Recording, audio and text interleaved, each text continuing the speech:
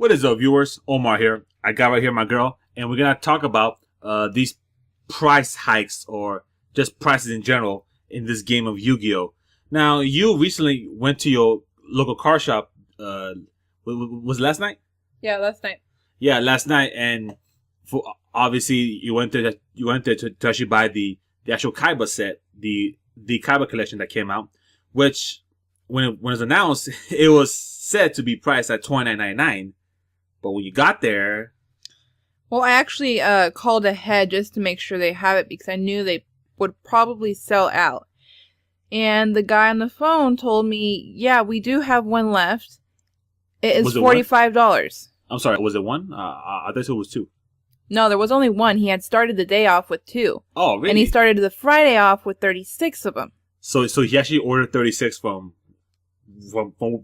where we get it from. Konami, yeah, he ordered 3 cases being 36. Okay. And he sold 34 within the first 5 hours because he got him for 5 hours before he closed. I wonder if he was surprised how much people came in just to buy it, or people bought it like in multiples. I mean, that could be also a case as well. Yeah, he actually told me he thought that would cover him for at least the weekend. The weekend. He thought only for 3 days. That only covered him for maybe less than 24 hours. Not even half a day, right? Not even half a day. Damn. But still, so you went there and it cost you $45, you said? Yeah, it cost me $45 plus tax, roughly, I don't know, $48. So about $50. Yeah, around $50 when it's supposed to be $30. Yeah, I mean it's hype, you know. It's hype, you know. They just keep putting in these good cards, you know, like Ash Blossom, Ghost Ogre, Raigeki, just all these cards that you see in competitive play. It's like, whoa, I gotta say, this is a must-have set. Like, oh, I gotta get it. That's how people were excited for, myself included. Like, holy crap, this is... Even though we didn't get an Ash Blossom in the set. Yeah, I know, but still, you know, but we still got some pretty good We did cards. get some pretty decent cards. Yeah. Like Polymerization. Check out, well, I mean, it's nice to have the high rarity of polymerization, but it's just polymerization. I mean, but it looks pretty cool. It does, but still, it's just a polymerization. That's all it is. True. But still, but you went there and you were actually asking for other cards for your personal deck. You want to tell more about that? Yeah, so one of the first cards I actually asked for was a card called Evenly Matched to go into my Cyber deck. Which, if y'all don't know what that is, Evenly Matched basically says banish cards from your opponent's side field face down. So the cards they control equal the ones you control at the end of the battle phase. That's basically what it does. But it was the chase card from the set of Circuit Break, and I believe it was at $70 when it came out. I could be wrong. That sounds about right, actually. But it surprised me because he told me it was an $80 card, and he did not carry it in the store. And if he did, I'm pretty sure he'll display it in his glass case. Yeah, but I think he told me the most expensive card he's actually ever carried in the glass case was probably around $50. Didn't we sell him in Heavy Metal Foes Electromite like a month ago? Yeah, we did. And I'm pretty sure that was a $50 card. I mean, we got like 30. No, 40. I'm sorry, no, like 35 for it. I think because for those that don't know, card shops they'll pay less or do store credit, whatever works. You know what I mean? For them, because obviously being a shop, you want to profit for what you're getting. You know? Of course, you can't just if it's a $50 card, they're not going to give you $50 because they might give you 40 if you're nice, I guess. Yeah, but they have to make a profit out of it too because then basically they just traded it and got stuck with the card and they're selling it for the same thing. They didn't make a profit. But how upset were you when you? I mean, I'm sure it's one of the things where you probably should have done your research on how much a card is. But how surprised were you that this card, like, wow, this card just works in my deck so good? You found the actual price tag, like, oh, well, how was that feeling? See, but when you told me it was going to be a higher price card, I was expecting me not spending a lot on cards. I was expecting maybe 10, 15, 20 at the most expensive. Would you have spent 20 on that card? Maybe by 1. If it would have been 10, maybe by 2. But even then, that's kind of pushing it for me. When he told me it was an $80 card, I went bug-eyed. Well, because like you said, it's a card that works. And like, holy crap, people are actually gonna pay for this card for $80. I mean, of course, I'm assuming that you're waiting for a reprint or make it cheaper or low rarity or something. Yeah, I'm waiting for a common. I don't know about a common. I mean, I can probably see a rare maybe. I don't. Well, yeah, but at least a reprint, so it's not an $80 card. Well, at least lower it down a little bit. Well, like we said before, I mean, Ash Blossom is set, but that's still a $60 card, even though it's in the now $45 box now. It's still a pretty pricey card for those who want to really play into Yu-Gi-Oh! Like seriously, like competitively. Yeah, but people that just, well, I mean, not just play for fun, but not competitively, probably won't. Yeah, casual Yu-Gi-Oh! Playing probably won't spend $80 on one card. Maybe $80 for like a whole set or a box set, but for one card, I really don't see. like in my case, like I don't mind spending $80, but I can't see myself buying that for one card. Obviously, if I do ever want to get into the meta scene, into the actual competitive scene, that's something that I may have to do depending on my budget, whatever it is. But I don't mind spending $80 for a trade binder, deck box, sleeves, set of cards, deck cores, just stuff that actually feels like $80. Not just one thing that costs $80. Like, all right, I gotta have this one card, this one generic card. I gotta have it, otherwise I can't win. Yeah, I know how you feel. There was also a second card I asked for, which not really that expensive, but for me, I was expecting it to be less, considering it's not really. I haven't really heard a bunch of it at the moment. It's not really a hype card as far as I know. Herald of Perfection. I actually found out they were selling that for, I think it's a $12 card at the moment, and he didn't have it. Oh, really? $12? Really? I believe it was $12. If I remember, isn't the Richards card, Dawn of Herald, like $2? Yeah, Dawn of the Herald is $2. So I actually found that. But the actual monster is $12. Yeah, the actual monster is $12. I mean, so I'm like, there are other ways to summon Herald besides that one spell card. Like there are other ways to summon rituals. So, but see, the thing is, Dawn of the Herald was $2. I could get the spell card. It's just a monster I could not find, and it's a $12 monster. Well, if they had it, would you actually put up the money for it? Maybe for one.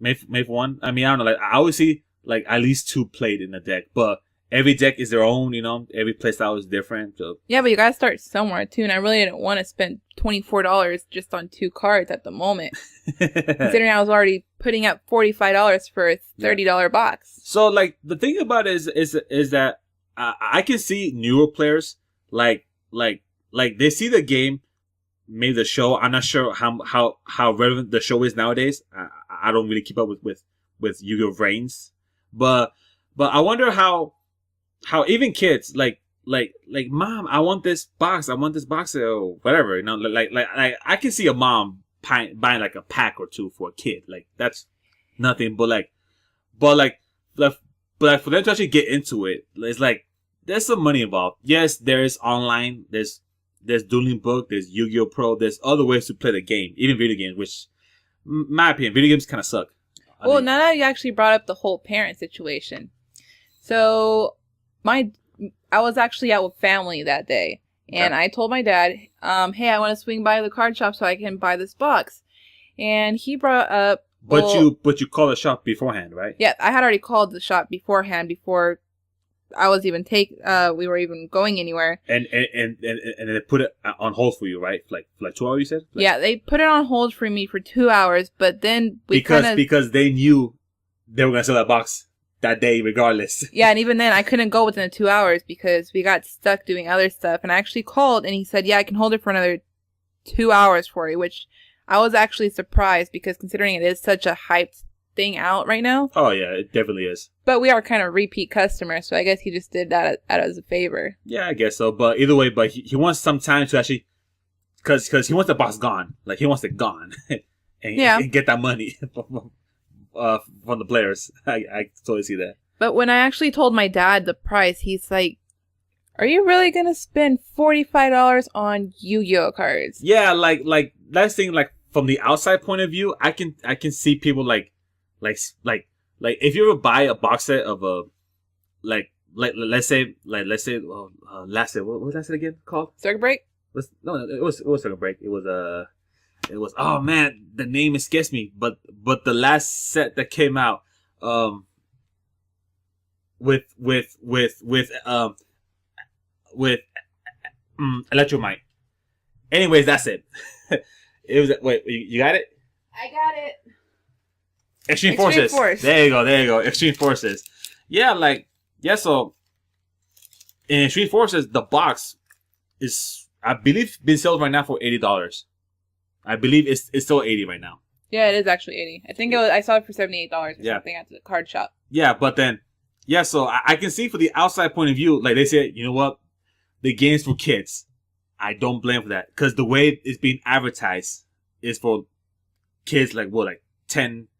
I know Pack says ages 6 and up, but it's not just for kids. Yeah, kids can play it. It's just that, in my opinion, the game is so advanced that, I mean, I'm not sure how a kid can keep up. To be fair, I mostly see adults playing this game. Yeah, every time you see they go to a car shop, maybe a teenager. That's probably the youngest age you'll see. A teenager, maybe, at best. I've actually never seen a teenager at the card shop. Oh, really? You never have? Never. It's always adults. At least 23 and above. Yeah. But still, since that's not their thing, I can see them, not complaining because obviously they won't care, but, I can see them wow, really? Really? You spending $45 on this box? Why? I mean, the box looks cool, I guess, but it's not worth the money. They kind of said it was a waste of money. It's just for nerds. It's for geeks. It's for. I'm not doing that. No, nah. It's for kids. You know. What's it called? To be fair, it's not really a game for kids. If you think about the money, kids aren't gonna put up $45 for a box. And that's just for the cards. Think about this other stuff too. You need sleeves, because these days you can't play without sleeves. People look at you weird if you play without sleeves. That really is true. You need deck boxes. You need a mat. Well, I mean, you could probably go without a mat. Yeah, but you need at least something mat-like. Yeah, just some mat, trade binders. If you plan to actually have a collection with you. Yeah, it's a hobby, and I think every hobby has their own expenses that has to be covered. But still, I think it's fine for a parent to support a kid of what they want, And we as adults, we should probably make sure the kid isn't getting screwed over because you probably don't know this, but trades have now gone to a money value nowadays. Back then, it's common for common, hollow for hollow, just trade like that. Nowadays, since everything has a price tag on it, that's not that simple nowadays. Now it's easier for you to actually just buy a card. See, because if you just go say you would try to do what you used to do back then now. Say there's a rash that's a hollow. I mean, trying to switch it for an evenly match that's a hollow. That's way different. Yeah, difference. I mean, it's still possible to trade. Trading is still a thing. It's just that nowadays it's just a lot easier to just buy the stuff. And I know buying the stuff just adds an expense to it, because it's something that not everybody can just stomach at, not everybody in the car shop is planning to spend $50 on that day or 80, whatever the case is. But sometimes it does kind of end up being like that. You go in there for one thing, you go out spending $30 when you're only supposed to spend $5. Yeah, I know, yeah. Yeah, but like I'm saying, it's like the game has gone pricey. And to be fair, you don't have to buy your even matches. You don't have to buy these high expensive decks to play the game.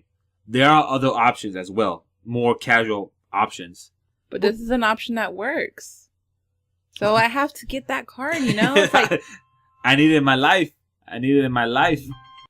Anyways, we are done rambling now, and yeah, that's basically just our points of views on the price of Yu-Gi-Oh. I mean, yeah, I'll pay for it. I know people that will pay for product like that if they're into it, if it's their own hobby. But just make sure to keep track of what you're spending, either at a shop or online or whatever you're buying, or wherever you buy. Even Walmart or Target also has Yu-Gi-Oh stuff. So just be careful, right? Yeah, I sometimes do that. like I mentioned a little bit before, $5 kind of turn into 30. Because you just see all the stuff you need, and this hobby kind of ends up being expensive over time if you're not careful with your money. Yeah, and there are times where I'm actually guilty of this. There are times where I will buy a card and it just sits in my room. And I'm like, well, dang, I spent, I don't know, just this money on the card that I'm not even using. It's just sitting here. So just make sure you're actually gonna use it and it's not gonna just sit and collect dust. Yeah, I guess. Play test. Like play test, see what works and see what you'll invest in. Yeah, like use the app, which is how I learned the evenly matched card. Mm-hmm. So see if it's gonna work first before you put down $80 for it. Yeah, because if you put that down, obviously people hate when the ban list comes out and this week, like let's say you buy evenly matched $80, right? Let's say next week a ban list drops. Oh, I can only play one. And now it's but you bought $10. three. But you bought three. Like really? Is that one now? I bought three already. Ah. Yeah. If you would just waited just a week, you would have bought it for cheaper. For cheaper, yeah. You wouldn't be able to use it, but you would have it for cheaper. Yeah, for cheaper, yeah. That's so true. All right, well, that's the end of our video. I hope you all enjoyed, and yes, and we will do plenty more, right? Maybe just whenever you feel like it, I guess. Yeah. We'll just have to figure out what to talk about next. Yeah. All right, guys. See you then. Peace.